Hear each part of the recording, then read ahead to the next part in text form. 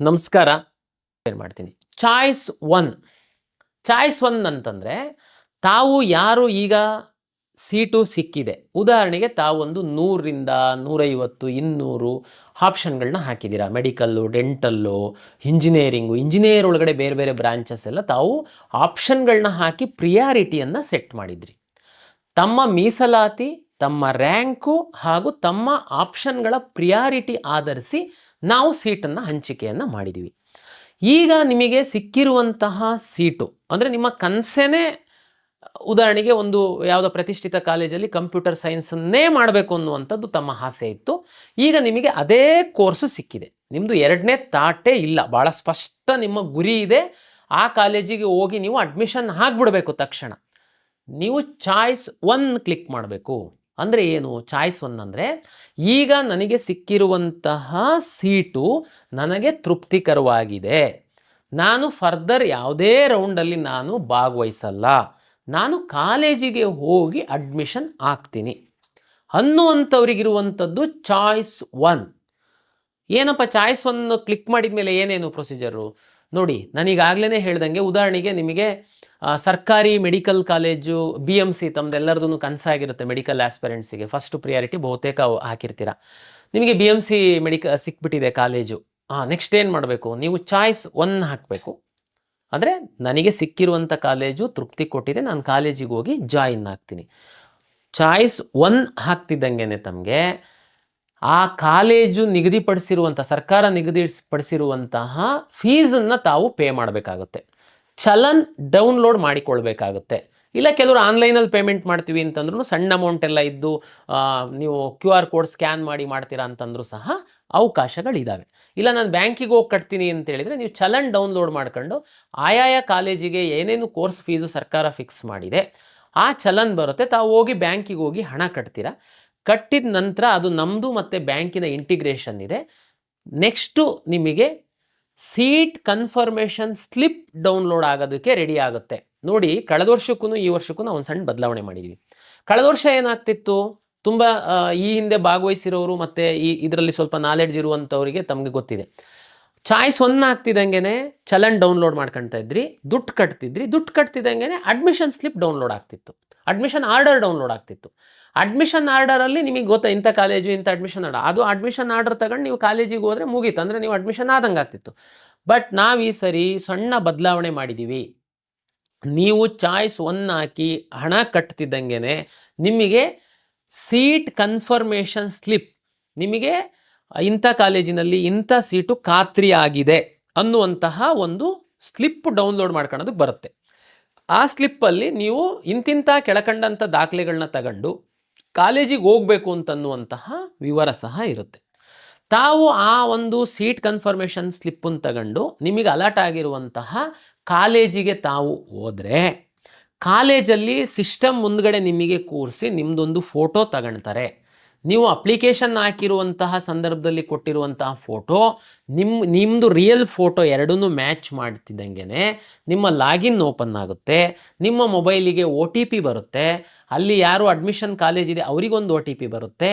ಅದನ್ನು ಎಂಟ್ರಿ ಮಾಡಿದರೆ ನಿಮ್ಮ ಲಾಗಿನ್ ಓಪನ್ ಆಗುತ್ತೆ. ಜೊತೆಗೆ ನೀವು ತೆಗೆದುಕೊಂಡು ಹೋಗಿರುವಂಥ ಎಲ್ಲ ಮೂಲ ದಾಖಲೆಗಳನ್ನ ಅವರಿಗೆ ತೋರಿಸ್ಬೇಕು. ಭಾಳ ಇಂಪಾರ್ಟೆಂಟ್ ಇದೆ. ಉದಾಹರಣೆಗೆ ನೀವು ಕನ್ನಡ ಮೀಡಿಯಮನ್ನು ಕ್ಲೈಮ್ ಮಾಡಿದ್ದೀರಾ, ಈಗಾಗಲೇ ಕಾಲೇಜಲ್ಲಿ ವೆರಿಫೈ ಮಾಡಿದ್ದೀರಾ, ನಾವು KE ಅವರು ಮೂಲ ದಾಖಲೆಗಳನ್ನೇನು ನೋಡಿಲ್ಲ. ಈಗ ನೀವು ಕನ್ನಡ ಮೀಡಿಯಮ್ಮು ಅಥವಾ ರೂರಲಲ್ಲಿ ಯಾವುದು ರಿಸರ್ವೇಷನಲ್ಲಿ ನಿಮಗೆ ಸೀಟ್ ಸಿಕ್ಕಿರ್ಬೋದು, ಆ ಮೂಲ ದಾಖಲೆಯ ಮೂಲ ಪ್ರತಿಯನ್ನು ತಾವು ಕಾಲೇಜಿಗೆ ತೆಗೆದುಕೊಂಡು ಹೋಗಬೇಕಾಗುತ್ತೆ. ಕಾಲೇಜವರು ಅದನ್ನು ನೋಡ್ತಾರೆ. ಕನ್ಫರ್ಮೇಷನ್ ಆದಮೇಲೆ ಅವರಿಗೆ ಡಾಕ್ಯುಮೆಂಟ್ ಕರೆಕ್ಟ್ ಇದೆ, ವಿದ್ಯಾರ್ಥಿ ನೀವು ಅವರೇನೇ ಇದ್ದೀರಾ ಅನ್ನುವಂಥದ್ದಾದಮೇಲೆ ಅವರು ಅಲ್ಲಿ ಡೌನ್ಲೋಡ್ ಅಡ್ಮಿಷನ್ ಆರ್ಡರ್ ಅಂತ ಕ್ಲಿಕ್ ಮಾಡಿದರೆ ನಿಮ್ಮ ಒಂದು ಅಡ್ಮಿಷನ್ ಆರ್ಡರ್ ಡೌನ್ಲೋಡ್ ಆಗುತ್ತೆ, ಕಾಲೇಜಿನ ಅಡ್ಮಿಷನ್ ಆರ್ಡರ್ ಡೌನ್ಲೋಡ್ ಆಗುತ್ತೆ. ಅಲ್ಲಿಗೆ ನಿಮಗೊಂದು ಪ್ರತಿಯನ್ನು ಕೊಡ್ತಾರೆ. ಅಲ್ಲಿಗೆ ನಿಮ್ಮ ಅಡ್ಮಿಷನ್ ಪೂರ್ಣ ಆಗುತ್ತೆ. ನೀವು ನಿಮ್ಮ ಲಾಗಿನ್ನಲ್ಲಿ ಹೋಗಿ ಅಡ್ಮಿಷನ್ ಕನ್ಫರ್ಮೇಷನ್ ಮಾಡೋದು ಬೇಕಾಗಿಲ್ಲ, ಕಾಲೇಜವರು ತಮ್ಮ ಲಾಗಿನ್ನಲ್ಲಿ ಹೋಗಿ ಅಡ್ಮಿಷನ್ ಕನ್ಫರ್ಮೇಷನ್ ಮಾಡೋದು ಬೇಕಾಗಿಲ್ಲ.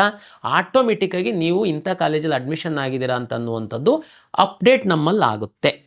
ಅಂದರೆ ಅಲ್ಲಿಗೆ ಚಾಯ್ಸ್ 1 ಹಾಕಿರೋ ವಿದ್ಯಾರ್ಥಿಗಳದ್ದು ಪ್ರಕ್ರಿಯೆ ಮುಗೀತು. ಮತ್ತೊಮ್ಮೆ ನಾನು ಸಂಕ್ಷಿಪ್ತವಾಗಿ ಹೇಳ್ತೀನಿ, ಚಾಯ್ಸ್ 1 ಹಾಕ್ತಿದ್ದಂಗೆ ನಿಮ್ದು ಅಡ್ಮಿಷನ್ ಕನ್ಫರ್ಮೇಷನ್ ಅಲ್ಲ. ಚಾಯ್ಸ್ 1 ಹಾಕಬೇಕು, ಚಲನ್ ಡೌನ್ಲೋಡ್ ಮಾಡ್ಕೊಂಡು ಹಣ ಕಟ್ಟಬೇಕು ಬ್ಯಾಂಕಲ್ಲಿ, ಆಮೇಲೆ ಸೀಟ್ ಕನ್ಫರ್ಮೇಷನ್ ಸ್ಲಿಪ್ಪನ್ನು ಡೌನ್ಲೋಡ್ ಮಾಡ್ಕೊಂಡು ತಾವು ಕಾಲೇಜಿಗೆ ಹೋಗಬೇಕು. ಕಾಲೇಜಲ್ಲಿ ತಾವು ಫೋಟೋ ತೆಗೆದು ನಿಮ್ಮ OTP ಕೊಟ್ಟು ಅಡ್ಮಿಷನ್ ಆರ್ಡ್ರನ್ನ ತಗೊಂಡ ಮೇಲೆ ನಿಮ್ಮ ಅಡ್ಮಿಷನ್ ಕಂಪ್ಲೀಟ್ ಆಗಿದೆ ಚಾಯ್ಸ್ 1 ವಿದ್ಯಾರ್ಥಿಗಳಿಗೆ. ನೆಕ್ಸ್ಟು ಚಾಯ್ಸ್ 2, 3, 4 ರಿಮೈನಿಂಗ್ 3 ಚಾಯ್ಸಸ್ ಇದೆ ನಮ್ಮಲ್ಲಿ. ಈಗ 1 ಚಾಯ್ಸ್ ಅವರಂತೂ ನನಗೆ ಸಿಕ್ಕಿರೋದು ಸೀಟು ತೃಪ್ತಿ ಇದೆ, ಕಾಲೇಜಿಗೆ ಹೋಗಿ ಅಡ್ಮಿಷನ್ ಆಗಿದ್ದೀರಾ. ಚಾಯ್ಸ್ 2 ಅಂದರೆ ಏನು?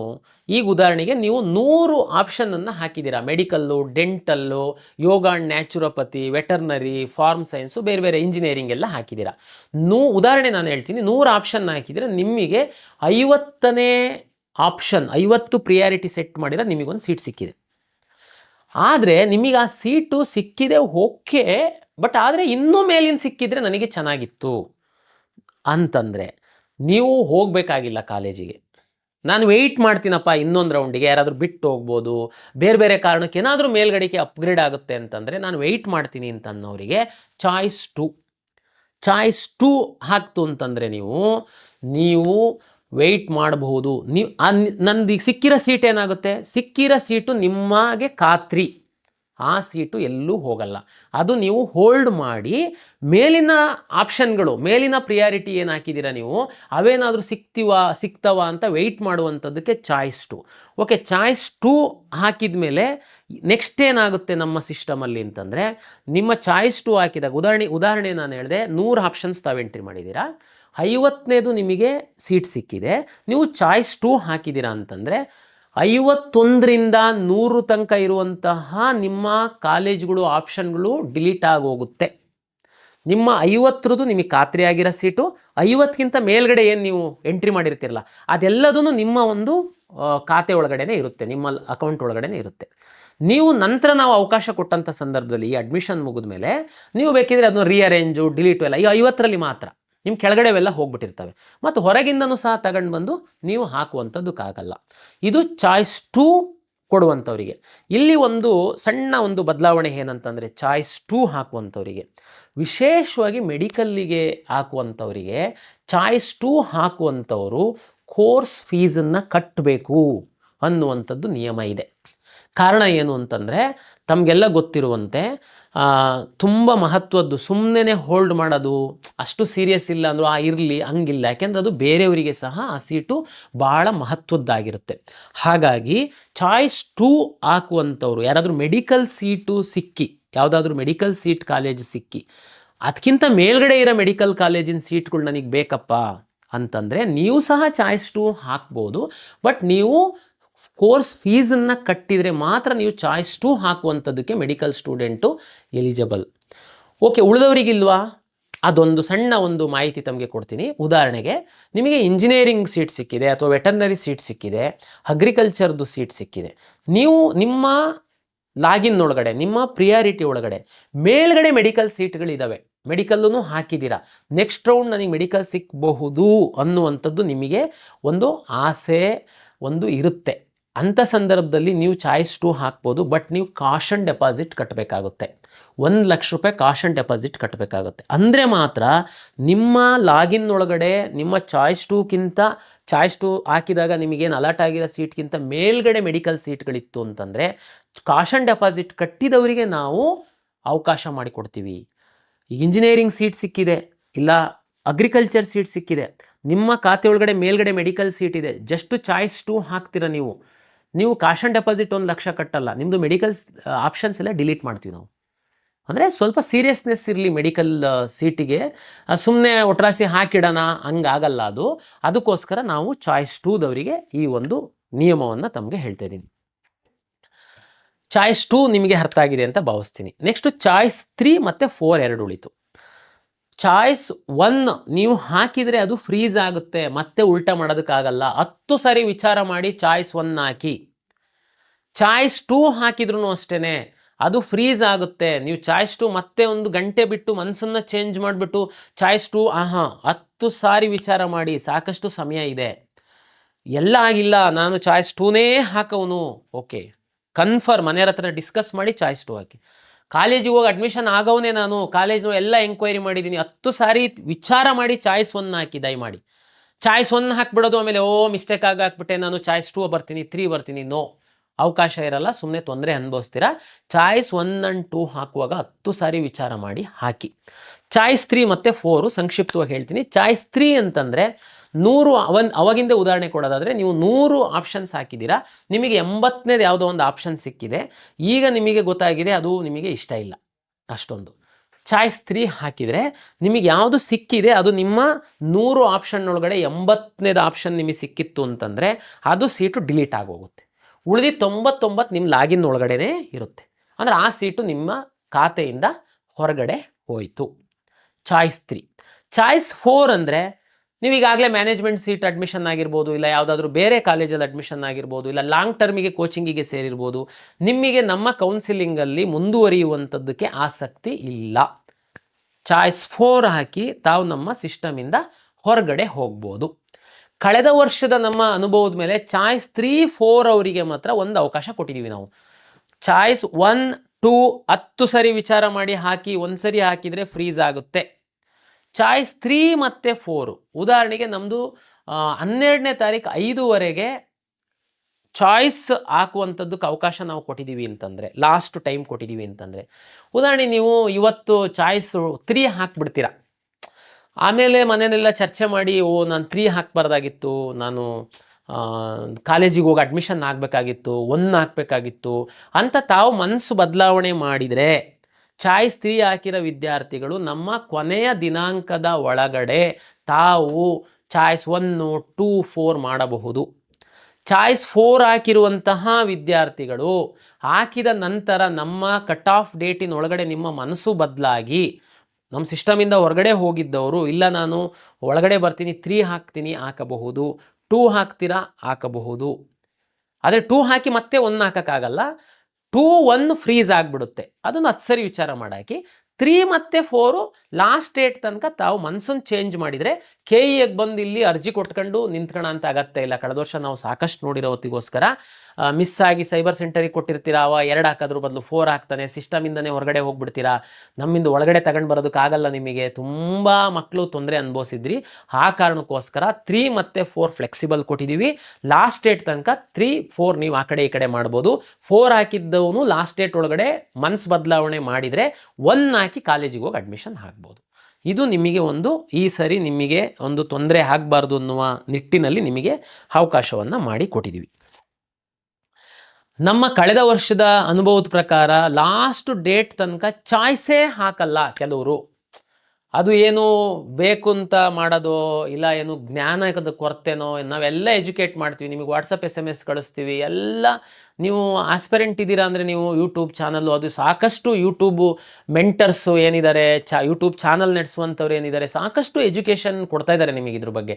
ಸ್ಟಿಲ್ ನೀವು ಈ ಕಡೆ ತಿರುಗೂ ನೋಡಲ್ಲ, ಯಾವುದು ಚಾಯ್ಸ್ ಹಾಕಲ್ಲ. ಅವ್ರನ್ನೇನು ಮಾಡೋದು ನಾವು? ಅವ್ರಿಗೆ ಸೀಟ್ ಅಲಾಟ್ ಆಗಿದೆ, ಸೀಟ್ ಬೇಕು ಅಂತೇಳಿ ಆಪ್ಷನ್ ಎಂಟ್ರಿ ಮಾಡಿರೋ ಎಷ್ಟೋ ಹುಡುಗರುಗಳು ಇದ್ದಾರೆ, ಇನ್ನೂ ಅವರಿಗೆ ಸೀಟ್ ಅಲಾಟ್ ಆಗಿಲ್ಲ. ನಿಮಗೆ ಸೀಟ್ ಅಲಾಟ್ ಆಗಿದೆ, ನೀವು ಯಾವುದೋ ಚಾಯ್ಸ್ ಆಗ್ತಾ ಇಲ್ಲ. ಕಾಲೇಜಿಗೆ ಹೋಗ್ತೀನಿ 1, 2, 3, 4 ನನಗೆ ಎಕ್ಸ್ಪ್ಲೈನ್ ಮಾಡಿದೆ, ಯಾವುದೂ ಆಗ್ತಾ ಇಲ್ಲ. ಲಾಸ್ಟ್ ಇಯರು 16,000 ವಿದ್ಯಾರ್ಥಿಗಳು ಯಾವುದೂ ಚಾಯ್ಸ್ ಹಾಕಿರಲಿಲ್ಲ. ಅದೇ ನೀವು ಸೀರಿಯಸ್ ಇಲ್ಲ ಅಂತಂದಿದ್ರೆ ನಮ್ಮ ಕೌನ್ಸಿಲಿಂಗಲ್ಲಿ ಯಾಕೆ ಭಾಗವಹಿಸಿದ್ರಿ? ಕೌನ್ಸಿಲಿಂಗಲ್ಲಿ ನೀವು ಭಾಗವಹಿಸಿಲ್ಲ ಅಂತಂದರೆ ಅದೇ 16,000 ವಿದ್ಯಾರ್ಥಿಗಳು ಯಾರೋ ಪಾಪ ಬೇಕಾಗಿರೋ ಅಂತ ಕೆಳಗಿರೋ ಅಂಥವ್ರಿಗೆ ಸೀಟ್ ಸಿಕ್ತಿತ್ತು.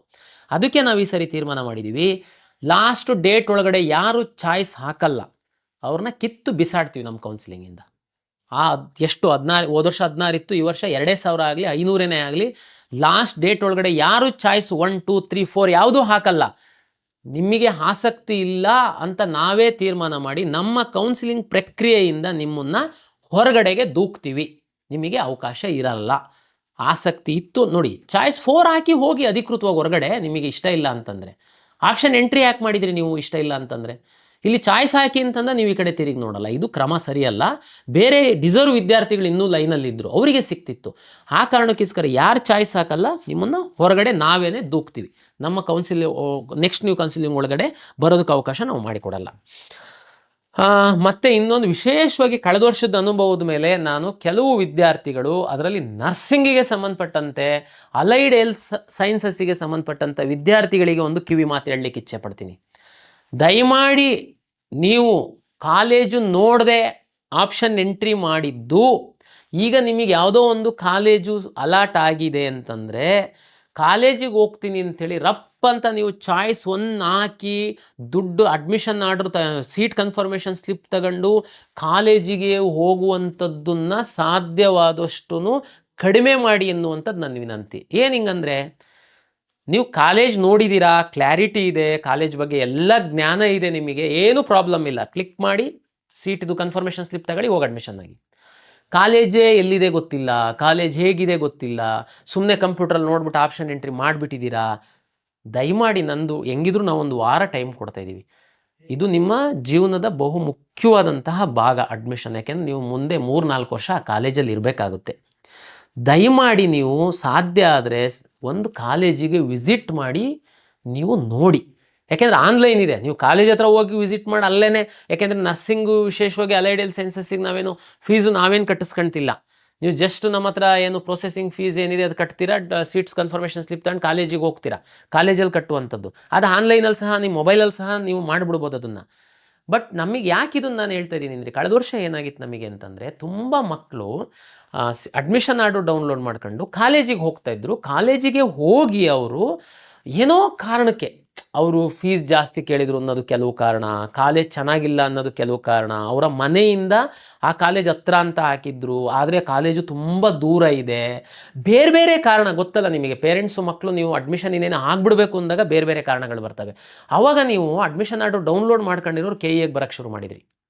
ಸರ್ ನಂದು ಕ್ಯಾನ್ಸಲ್ ಮಾಡಿ ಸರ್, ಕಾಲೇಜ್ ಇಷ್ಟ ಇಲ್ಲ, ಸರ್ ಕ್ಯಾನ್ಸಲ್ ಮಾಡಿ ಸರ್, ನಮ್ಮ ಮನೆಯಿಂದ ದೂರ ಆಗುತ್ತೆ, ಸರ್ ಕ್ಯಾನ್ಸಲ್ ಮಾಡಿ ಸರ್, ಅಲ್ಲಿ ಕಾಲೇಜಲ್ಲಿ ಹೋದರೆ ಏನೇನೋ ಕೇಳ್ತಾ ಇದ್ದಾರೆ ನಮಗೆ, ಕಲಿಯೋಕ್ಕಾಗಲ್ಲ ಸರ್. ಅದಕ್ಕೇ ನಾನು ವಿನಂತಿ ಮಾಡ್ಕೊಳ್ತೀನಿ ನೋಡಿ. ಆಮೇಲೆ ನಾವು ಮಾಡೋಕ್ಕಾಗಲ್ಲ, ಒಂದು ಸರಿ ತಾವು ಡೌನ್ಲೋಡ್ ಮಾಡ್ಕೊಂಡಾದ್ಮೇಲೆ ನಿಮ್ಗೆ ಕ್ಯಾನ್ಸಲ್ ಮಾಡೋದಕ್ಕಾಗಲ್ಲ, ನಿಮ್ಮನ್ನು ಒಳಗಡೆ ಸಿಸ್ಟಮಿಗೆ ಬಿಟ್ಕೊಂಡು ತುಂಬ ಗೊಂದಲ ಆಗಿಬಿಡುತ್ತೆ. ಅದಕ್ಕೇ ನಾನು ನಿಮ್ಮಲ್ಲಿ ವಿನಂತಿ ಮಾಡ್ಕೊಂಡು, ಟೈಮ್ ಇದೆ, ಒಂದು ವಾರದ ತನಕ ಟೈಮ್ ಇದೆ, ನಿಮ್ಮ 3-4 ವರ್ಷ ನೀವು ಆ ಕಾಲೇಜಲ್ಲಿ ಕಳಿಬೇಕು. ಕಾಲೇಜ್ ಬಗ್ಗೆ ಸ್ವಲ್ಪ ತಿಳ್ಕೊಂಡು ನೀವು ಇಲ್ಲ ಅಂತಂದರೆ ಸರ್, ಇಲ್ಲ ಅಂತಂದರೆ ನಂಗೆ ಕಾಲೇಜ್ ಇಷ್ಟ ಆಗಿಲ್ಲ ನೋಡಿ. ಚಾಯ್ಸ್ ಹಾಕೋದಕ್ಕೆ ಮೊದಲೇ ನಿಮಗೆ ಆ ಕಾಲೇಜ್ ಇಷ್ಟ ಆಗಲ್ಲ ಅಂತಂದರೆ ನೀವು ಚಾಯ್ಸ್ 3 ಹಾಕ್ಬೋದಾ? ಅವಕಾಶ ಇದೆ. ಆ ಕಾಲೇಜ್ ಹೊರಟೋಗುತ್ತೆ ನಿಮ್ಮ ಲಾಗಿನಿಂದ, ನೆಕ್ಸ್ಟ್ ರೌಂಡಿಗೆ ನೀವು ಬರ್ಬೋದು, ಅದು ಅವಕಾಶ ನಾವು ಕೊಟ್ಟಿದ್ದೀವಿ. ಬಟ್ ನೀವು ಅಡ್ಮಿಷನ್ ಆರ್ಡ್ರನ್ನ ಸೀಟ್ ಕನ್ಫರ್ಮೇಷನ್ ಸ್ಲಿಪ್ ತಗೊಂಡು ಕಾಲೇಜಿಗೆ ಹೋಗಿ ಆಮೇಲೆ ಕ್ಯಾನ್ಸಲ್ ಅಂತಂದರೆ ನೀವು ಇಲ್ಲಿ 10 ಸಾರಿ ಬರೋದು, ನಮ್ಮ ಸಿಸ್ಟಮ್ ಒಳಗಡೆ ಅದು ಮಾಡೋದಕ್ಕೆ ನಮಗಾಗಲ್ಲ. ತುಂಬಾ ನಮಗೆ ಕಷ್ಟ ಕೊಟ್ಟಿದ್ದೀರ ಲಾಸ್ಟ್ ಇಯರ್. ದಯಮಾಡಿ ವಿನಂತಿಯನ್ನು ಮಾಡಿಕೊಳ್ತೀನಿ, ತಕ್ಷಣ ಕಾರ್ಯಪ್ರವೃತ್ತರಾಗಿ. ಯಾರ್ಯಾರಿಗೆ ಯಾವ್ಯಾವ ಸೀಟ್ ಸಿಕ್ಕಿದೆ, 3 ವರ್ಷ ಕಲಿಯುವಂಥದ್ದು, ಕಾಲೇಜು ಹಿನ್ನೆಲೆ, ಕಾಲೇಜ್ ನೋಡೋದಿದ್ರೆ ನೋಡಿ, ತಂದೆ ತಾಯಿ ಕರ್ಕೊಂಡೋಗಿ ಸೂಕ್ತ ತೀರ್ಮಾನ ತಗೊಳ್ಳಿ. ಅಲ್ಲೇ ಕವಿಯನ್ ಆನ್ಲೈನ್ ಇದೆ, ಕಾಲೇಜಿಗೆ ಹೋಗ್ತೀರಾ, ಎಲ್ಲ ಇಷ್ಟ ಆಯಿತು, ಚಾಯ್ಸ್ ಅಲ್ಲೇ ಹಾಕಿ, ಅಲ್ಲೇ ಡೌನ್ಲೋಡ್ ಮಾಡ್ಕೊಳ್ಳಿ, ಅಲ್ಲೇ ಅಡ್ಮಿಷನ್ ಆಗಿ ಮುಗ್ದೋಯ್ತು ಅಷ್ಟೇ. ಭಾಳ ಸಿಂಪಲ್ ಮಾಡಿದ್ದೀವಿ ನಾವು. ಇದನ್ನು ಜ್ಞಾನದಲ್ಲಿ ಇಟ್ಕೊಳ್ಳಿ. ಸುಮಾರು ಇಂಜಿನಿಯರಿಂಗ್ ಕಾಲೇಜ್ ವಿದ್ಯಾರ್ಥಿಗಳಿಗೂ ಸಹ ಇದು ಅನ್ವಯಿಸುತ್ತೆ. ತಾವು ಸಹ ಎಲ್ಲರೂ ನಾನು ಹೇಳೋದು, ನೀವು ಸ್ಟಡಿ ಮಾಡಿ. ವಿಶೇಷವಾಗಿ ನರ್ಸಿಂಗ್ ಅಲೈಡ್ ಹೆಲ್ತ್ ಸೈನ್ಸಸ್ ಹೇಳಿದೆ, ಉಳಿದಂಥವ್ರು ತಾವು ಕಾಲೇಜ್ ಬಗ್ಗೆ ಸ್ಟಡಿ ಮಾಡಿ ನೀವು ಚಾಯ್ಸ್ ಹಾಕಿ ಸ್ಟಡಿ ಮಾಡೋಕ್ಕೆ ಹೋಗಬೇಡಿ. ಚಾಯ್ಸ್ ಹಾಕ್ಬಿಟ್ಟು ಆಮೇಲೆ ಕಾಲೇಜ್ ಇಷ್ಟ ಇಲ್ಲ, ಉಲ್ಟಾ ಮಾಡೋಕ್ಕಾಗಲ್ಲ. 3-4 ಮಾತ್ರ, 1 and 2 ಫ್ರೀಸ್ ಆಗುತ್ತೆ. ಮತ್ತೆ ಹೇಳ್ತಾ ಇದ್ದೀನಿ. ಓಕೆ, ಅಂತಿಮವಾಗಿ ನಾನು ಮೆಡಿಕಲ್ ವಿದ್ಯಾರ್ಥಿಗಳಿಗೆ ಸಂಬಂಧಪಟ್ಟಂತೆ ಒಂದು ಮಾತು ಹೇಳಲಿಕ್ಕೆ ಇಚ್ಛೆ ಪಡ್ತೀನಿ. MCC ಅವರು ಫಸ್ಟ್ ರೌಂಡ್ ಮಾಡಿದ ಮೇಲೆ KE ಅವರು ಫಸ್ಟ್ ರೌಂಡ್ ಮಾಡಬೇಕು. ಬಟ್ ಈಗ MCC ಅವರು ನಿನ್ನೆ ಮತ್ತೆ ಸಹ 2 ದಿನ ಎಕ್ಸ್ಟೆಂಡ್ ಮಾಡಿದ್ದಾರೆ. ಬಟ್ ನಾವು ರಿಸಲ್ಟನ್ನು ಪಬ್ಲಿಷ್ ಮಾಡಿದ್ದೀವಿ. ಈ ಹಿಂದಿನ ವಿಡಿಯೋದಲ್ಲೇ ನಾನು ಹೇಳಿದ್ದೀನಿ, ಫಸ್ಟು ರೌಂಡಲ್ಲಿ ನಮ್ಮ ರಿಸಲ್ಟು ಅವರ ರಿಸಲ್ಟು ಸೈಮಲ್ಟೇನಿಯಸ್ಲಿ ಒಟ್ಟೊಟ್ಟಿಗೇ ಬಿಟ್ಟರೆ, ಹಿಂದೆ ಮುಂದೆ ಬಿಟ್ಟರೆ ಯಾವ ವಿದ್ಯಾರ್ಥಿಗಳಿಗೂ ಏನು ಪ್ರಾಬ್ಲಮ್ ಇಲ್ಲ. ಆದರೆ ಒಂದು ಪ್ರಾಬ್ಲಮ್ ಇದೆ. ಏನಂದರೆ, ನಾನೇನಾದ್ರೂ ಮೆಡಿಕಲ್, ಈಗ ಸದ್ಯಕ್ಕೆ ನಾವು ನೀಟ್ ರ್ಯಾಂಕ್ ಆಧರಿಸಿ ಅಡ್ಮಿಷನ್ ಆಗುವಂತಹ ಮೆಡಿಕಲ್, ಡೆಂಟಲ್, ಹೋಮಿಯೋಪತಿ ಈ 3ಕ್ಕೆ ನಾನು ಸೀಟ್ ಅಲಾಟ್ ಮಾಡಿದ್ದೀನಿ. ನಾನು ನಾಳೆಯಿಂದ ಏನಾದರೂ ಅಡ್ಮಿಷನ್ ಕೊಟ್ಬಿಡ್ತು ಅಂತಂದರೆ, ಇನ್ನು MCCದ ರಿಸಲ್ಟ್ ಬಂದಿಲ್ಲ, ನಮ್ಮ ಕನ್ನಡಿಗರಿಗೆ ಅನ್ಯಾಯ ಆಗುತ್ತೆ. ಆ ಕಾರಣಕ್ಕೋಸ್ಕರ ನಾನು ನಾಳೆಯಿಂದ ಈ 3 ಮೆಡಿಕಲ್ಲು, ಡೆಂಟಲ್ಲು ಮತ್ತು ಹೋಮಿಯೋಪತಿ ನೀಟ್ ರ್ಯಾಂಕ್ ಆಧರಿಸಿ ನಾನೇನು ರಿಸಲ್ಟನ್ನು ಮಾಡಿದ್ದೀನಿ, ಇದನ್ನು ನಾನು ಅಡ್ಮಿಷನ್ನಿಗೆ ಎನೇಬಲ್ ಮಾಡಲ್ಲ. ಯಾವಾಗ MCC ಅವ್ರದ್ದು first round real result publish ಆಗುತ್ತೆ, ಅದು ಆದಮೇಲೆ 1 ದಿನ ನಿಮಗೆ ವಿಚಾರ ಮಾಡೋದಕ್ಕೆ ಕೊಟ್ಟು ನಾನು ಇದನ್ನು ಅಡ್ಮಿಷನ್ ಎನೇಬಲ್ ಮಾಡ್ತೀನಿ. ಈಗ ಮೆಡಿಕಲ್ ಡೆಂಟಲ್ ಹೋಮಿಯೋಪತಿ ನೀವು ಸೀಟ್ ಸಿಕ್ಕಿರೋದು ನೋಡ್ಕೊಳ್ಳಿ, ಖುಷಿಯಾಗಿ ಇರಿ, ವಿಚಾರ ಮಾಡ್ತಾ ಇರಿ, ಥಿಂಕ್ ಮಾಡ್ತಾ ಇರಿ. ನಿಮಗೆ ಯಾವುದು ಚಾಯ್ಸನ್ನು ನಾನು ಕೊಡಲ್ಲ. MCC ಅವ್ರ ರಿಸಲ್ಟ್ ಅನೌನ್ಸ್ ಮಾಡಿದ 1 ದಿನದ ನಂತರ ನಿಮಗೆ ಇದನ್ನು ನಾನು ಎನೇಬಲ್ ಮಾಡ್ತೀನಿ. ಅವಾಗ ಮಾತ್ರ ಅಡ್ಮಿಷನ್ ಆಗುವಂಥದ್ದಕ್ಕೆ ಅವಕಾಶ ಇದೆ. ಅಲ್ಲಿ ಸಹ ನಾನು ಒಂದು ಕನ್ನಡಿಗ ವಿದ್ಯಾರ್ಥಿಗಳಿಗೆ ಒಂದು ಕಿವಿ ಮಾತನ್ನು ಹೇಳ್ತೀನಿ. ತಮಗೆಲ್ಲರಿಗೂ ಗೊತ್ತಿದೆ, ಸರ್ಕಾರಿ ಮೆಡಿಕಲ್ ಕಾಲೇಜಲ್ಲಿ 15% ಸೀಟ್ಗಳನ್ನ MCC ಅವರು ಅಲಾಟ್ ಮಾಡ್ತಾರೆ. ನೀವು ಮೆರಿಟೋರಿಯಸ್ ವಿದ್ಯಾರ್ಥಿಗಳೇನಿದ್ದೀರಾ, ನೀವು MCCನಲ್ಲೂ ಪಾರ್ಟಿಸಿಪೇಟ್ ಮಾಡಿದ್ದೀರಾ, ನಮ್ಮಲ್ಲೂ ಪಾರ್ಟಿಸಿಪೇಟ್ ಮಾಡಿದ್ದೀರಾ. ನಿಮಗೆ ನಮ್ಮಲ್ಲೂ ಸೀಟ್ ಸಿಕ್ಕಿದೆ. ಬಹುತೇಕ ನಿಮ್ಮ ರ್ಯಾಂಕ್ ಚೆನ್ನಾಗಿತ್ತು ಅಂತಂದರೆ ನಾಳೆ MCCನಲ್ಲಿ ಸಹ ಸಿಗುತ್ತೆ. ನನ್ನ ವಿನಂತಿ ಏನಂತಂದರೆ, ಏನು ಡಿಫ್ರೆನ್ಸ್ ಇಲ್ಲ, ಜಸ್ಟ್ ಸೀಟ್ ಅವ್ರು ಅಲಾಟ್ ಮಾಡ್ತಾ ಇದ್ದಾರೆ, ಇಲ್ಲಿದ್ದು ಉಳಿದಿದ್ದು 85% ನಾನು ಸೀಟ್ ಅಲಾಟ್ ಮಾಡ್ತಾ ಇದ್ದೀನಿ. ರಾಜೀವ್ ಗಾಂಧಿ ಯೂನಿವರ್ಸಿಟಿದೇನೇ ಅಫಿಲಿಯೇಷನ್ನು. ನಾನು ಗೌರ್ಮೆಂಟ್ ಮೆಡಿಕಲ್ ಕಾಲೇಜ್ 15% ಬಗ್ಗೆ ಹೇಳ್ತಾ ಇದ್ದೀನಿ. ಏನು ಕಾಲೇಜ್ ಅದೇನೆ, ಅಫಿಲಿಯೇಷನ್ ರಾಜೀವ್ ಗಾಂಧಿ ಇದೆ, ಅಲಾಟ್ ಅಷ್ಟೇ ಅವ್ರು ಮಾಡ್ತಾರೆ, ಇಲ್ಲಿಂದ 85% ನಾನು ಮಾಡ್ತೀನಿ. ನೀವು ಯಾರು MCCನಲ್ಲೂ ಸೀಟ್ ಸಿಕ್ಕಿ KENನಲ್ಲೂ ಸೀಟ್ ಸಿಕ್ಕಿರೋ ವಿದ್ಯಾರ್ಥಿಗಳಿಗೆ ವಿನಂತಿ ಏನಂತಂದರೆ, ನೀವು ವಿಚಾರ ಮಾಡಿ MCC ನೀವು ಎಲ್ಲಿ ಬೇಕಾದರೂ ಅಡ್ಮಿಷನ್ ಆಗ್ಬೋದು, ನಾನು ಇಲ್ಲ ಅಂತ ಹೇಳ್ತಾ ಇಲ್ಲ. ಬಟ್ ಆದರೆ ಒಂದು ವಿನಂತಿ ಇದೆ ನನ್ನ ಕಡೆಯಿಂದ, ತಾವು ದಯಮಾಡಿ MCCಯಿಂದ ಅಲಾಟ್ ಆಗಿರೋ ಸೀಟಲ್ಲಿ ಅಡ್ಮಿಷನ್ ಆಗಿ ಎನ್ನುವಂಥದ್ದು ನನ್ನ ವಿನಂತಿ. ನಿಮ್ಗಿಂತ ಸ್ವಲ್ಪ ರ್ಯಾಂಕ್ ಕಡಿಮೆ ಇರುವಂತಹ ನಿಮ್ಮ ಕರ್ನಾಟಕದ ಸಹೋದರ ಸಹೋದರಿಯರು ನಿಮ್ಗಿಂತ ಕೆಳಗಡೆ ಕ್ಯೂನಲ್ಲಿದ್ದಾರೆ. ನೀವು ಒಂದು ವೇಳೆ MCC 15%ಅಲ್ಲಿ ತಾವು ಅಡ್ಮಿಷನ್ ಆದಲ್ಲಿ ನಿಮ್ಮ ಇನ್ನೊಂದು ಸಹೋದರ ಸಹೋದರಿ ಕನ್ನಡಿಗರಿಗೆ ಒಂದು ಅವಕಾಶ ಸಿಗುತ್ತೆ. ಇದು ಒಂದು ವಿನಂತಿ, ಯಾಕೆಂದರೆ ಡಿಫ್ರೆನ್ಸ್ ಏನೂ ಇಲ್ಲ. ಹಾಗಾಗಿ ಇದು ತಾವು ವಿಚಾರ ಮಾಡಿ ತೀರ್ಮಾನ ಮಾಡಿ ಅಂತ ಹೇಳ್ತಾ, ಮತ್ತು ಇನ್ನೊಂದು ಮೆಡಿಕಲ್ ಕಾಲೇಜು, ಪ್ರೈವೇಟ್ ಮೆಡಿಕಲ್ ಕಾಲೇಜಲ್ಲಿ ಸರ್ಕಾರಿ ಸೀಟು ಮತ್ತು ಹೈಯರ್ ಫೀಸು ಸೀಟು ತೆಗೆದುಕೊಳ್ಳುವಂತಹ ವಿದ್ಯಾರ್ಥಿಗಳಿಗೆ ಇಲ್ಲಿವರೆಗೆ ಏನು ಮಾಡ್ತಾಯಿದ್ರಿ, ಯಾವುದೇ ಖಾಸಗಿ ಕಾಲೇಜುಗಳಲ್ಲಿ ತಾವು ಸರ್ಕಾರಿ ಸೀಟು ಮತ್ತು ಹೈಯರ್ ಫೀಸು ಸೀಟ್ಗಳನ್ನು ತಾವು ತೆಗೆದುಕೊಂಡಲ್ಲಿ KEAಗೆ ಬಂದು ದಾಖಲೆಗಳನ್ನು ಸಬ್ಮಿಟ್ ಮಾಡಿ, ಅಂದರೆ ಚಾಯ್ಸ್ 1 ಹಾಕ್ತಿದ್ರಿ, ದುಡ್ಡು ಕಟ್ತಿದ್ರಿ, KEAಗೆ ಬಂದು ಡಾಕ್ಯುಮೆಂಟ್ ಸಬ್ಮಿಟ್ ಮಾಡ್ತಿದ್ರಿ, ನಂತರ ನಾವಿಲ್ಲಿ ಕೊಡುವಂತಹ ಡಾಕ್ಯುಮೆಂಟ್ ಸಬ್ಮಿಟ್ ಮಾಡಿರೋ ಸ್ಲಿಪ್ಪನ್ನು ತಗೊಂಡು ತಿರ್ಗಾ ನೀವು ಕಾಲೇಜಿಗೆ ಹೋಗಿ ಜಾಯಿನ್ ಆಗ್ತಾಯಿದ್ರಿ. ನೋಡಿ, ಉದಾಹರಣೆಗೆ ಬೀದರ್ ಒಬ್ಬ ವಿದ್ಯಾರ್ಥಿಗೆ ಕಲಬುರಗಿ ಮೆಡಿಕಲ್ ಪ್ರೈವೇಟ್ ಕಾಲೇಜಲ್ಲಿ ಗೌರ್ಮೆಂಟ್ ಸೀಟ್ ಸಿಕ್ಕಿದೆ ಅಂದರೆ ಬೀದರಿಂದ ಬೆಂಗಳೂರಿಗೆ ಬಂದು ಇಲ್ಲಿ ಡಾಕ್ಯುಮೆಂಟ್ ಸಬ್ಮಿಟ್ ಮಾಡಿ ತಿರ್ಗಾ ಮತ್ತೆ ನೀನು ಕಲಬುರಗಿಗೆ ಹೋಗಬೇಕಾಗಿತ್ತು. ನಾವಿದನ್ನು ಮಾನ್ಯ ವೈದ್ಯಕೀಯ ಸಚಿವರೊಂದಿಗೆ ಈ ಬಗ್ಗೆ ನಾನು ಮನವರಿಕೆ ಮಾಡಿಕೊಟ್ಟಿದ್ದಾಗ ಅವರು ಸಹ ಒಪ್ಪಿದ್ದಾರೆ. ಈ ಹಿಂದೆ ಇದನ್ನು ಯಾಕೆ ಮಾಡಿದ್ರು ಅಂತಂದರೆ ತಮಗೆಲ್ಲ ಗೊತ್ತಿತ್ತು, ಒಂದಷ್ಟು ಬ್ಲಾಕಿಂಗು ಅದು ಇದು ಎಲ್ಲ ಆಗ್ತಿತ್ತು ಅಂತ. ಬಟ್ ಈಗೆಲ್ಲ ತಮ್ಗೆ ಗೊತ್ತಿದೆ, ನಿಯಮ ಚೇಂಜ್ ಆಗಿದೆ. 1 ಸೀಟ್ ಉಳಿದ್ರೂ ಸಹ ಅದು KEAಗೆ ಬರಬೇಕು, KEA ಅವರು ಅಲಾಟ್ ಮಾಡುವಂಥದ್ದು. ಹಾಗಾಗಿ ಈಗ ಯಾರು ಬ್ಲಾಕು ಅದು ಇದು ಮಾಡುವಂಥದ್ದು ಪ್ರಶ್ನೆನೇ ಇಲ್ಲ. ಹಾಗಾಗಿ ಯಾರಿಗೆ ಪ್ರೈವೇಟ್ ಕಾಲೇಜಲ್ಲಿ ಗೌರ್ಮೆಂಟ್ ಸೀಟ್ ಸಿಕ್ಕಿದೆ ಮತ್ತು ಹೈಯರ್ ಫೀಸಿನ ಸೀಟ್ ಸಿಕ್ಕಿರುವಂಥವರು ಈ ಬಾರಿ ತಾವು ಕಷ್ಟಪಟ್ಟು KEAಗೆ ಬಂದು ದಾಖಲೆಯನ್ನು ಸಬ್ಮಿಟ್ ಮಾಡಿ ಕಾಲೇಜಿಗೆ ಹೋಗುವಂತಹ ಅಗತ್ಯ ಇಲ್ಲ. ತಾವು ಚಾಯ್ಸ್ 1 ಹಾಕಿ ದುಡ್ಡು ಕಟ್ಟಿ ನೇರವಾಗಿ ಕಾಲೇಜಿಗೆ ಹೋಗಿ ಅಲ್ಲಿ ಮೂಲ ದಾಖಲೆಗಳನ್ನು ಕೊಟ್ಟು ಅಡ್ಮಿಷನ್ ಮಾಡಿಕೊಳ್ಳುವಂತಹ ಒಂದು ವ್ಯವಸ್ಥೆಯನ್ನು ನಾವು ಈ ಬಾರಿ ಮಾಡಿದ್ದೀವಿ. ಇದು ತಮಗೆ ಒಂದು ಅನುಕೂಲ ಆಗುತ್ತೆ ಅಂತ ನಾನು ಭಾವಿಸಿದ್ದೀನಿ. ಇಷ್ಟು ಕರ್ನಾಟಕ ಪರೀಕ್ಷಾ ಪ್ರಾಧಿಕಾರದ ವತಿಯಿಂದ ಮೊದಲ ಸುತ್ತಿನ ಫಲಿತಾಂಶದ ನಂತರ ವಿದ್ಯಾರ್ಥಿಗಳು ಏನು ಮಾಡಬೇಕಾಗಿದೆ ಅನ್ನುವಂತಹ ಒಂದು ವಿಷಯವನ್ನು ಸಂಕ್ಷಿಪ್ತವಾಗಿ ನಾನು ನಿಮಗೆ ಇಲ್ಲಿ ಹೇಳಿದ್ದೀನಿ. ಹೆಚ್ಚಿನ ಇನ್ನೂ ಮಾಹಿತಿ ಬೇಕು ಅಂತಂದರೆ ತಾವು ನಮ್ಮ ವೆಬ್ಸೈಟಲ್ಲಿ ನೋಡಿ, ವಿವರವಾದಂತಹ ಒಂದು ಬ್ರೋಷರನ್ನು ನಾವು ಪಬ್ಲಿಷ್ ಮಾಡಿದ್ದೀವಿ. ಮತ್ತೊಮ್ಮೆ ನಾನು ಎಲ್ಲರಿಗೆ ವಿನಂತಿಯನ್ನು ಮಾಡಿಕೊಳ್ತೀನಿ, ತಾಳ್ಮೆಯಿಂದ ಇರಿ, ಸಾಕಷ್ಟು ಸಮಯವನ್ನು ಕೊಡ್ತೀವಿ. ಪೇರೆಂಟ್ಸ್ ಜೊತೆ ವಿದ್ಯಾರ್ಥಿಗಳು ವಿಚಾರ ಮಾಡಿ ಈ ಚಾಯ್ಸ್ ಹಾಕುವಂತಹ ಕೆಲಸವನ್ನು ಮಾಡಿ ಅಂತೇಳಿ ಎಲ್ಲರಲ್ಲಿ ವಿನಂತಿಯನ್ನು ಮಾಡಿಕೊಳ್ತಾ, ಕರ್ನಾಟಕ ಪರೀಕ್ಷಾ ಪ್ರಾಧಿಕಾರದ ವತಿಯಿಂದ ಈಗ ಏನು ಮೊದಲ ಸುತ್ತಿನಲ್ಲಿ ತಮ್ಮ ಇಚ್ಛೆಯಂತೆ ಸೀಟು ಪಡೆದಿರುವಂತಹ ಎಲ್ಲ ವಿದ್ಯಾರ್ಥಿಗಳಿಗೆ ಒಂದು ಶುಭವನ್ನು ಕೋರ್ತಾ ಮತ್ತೊಮ್ಮೆ ತಮಗೆಲ್ಲರಿಗೂ ಪ್ರಾಧಿಕಾರದ ವತಿಯಿಂದ ನಮಸ್ಕಾರಗಳು.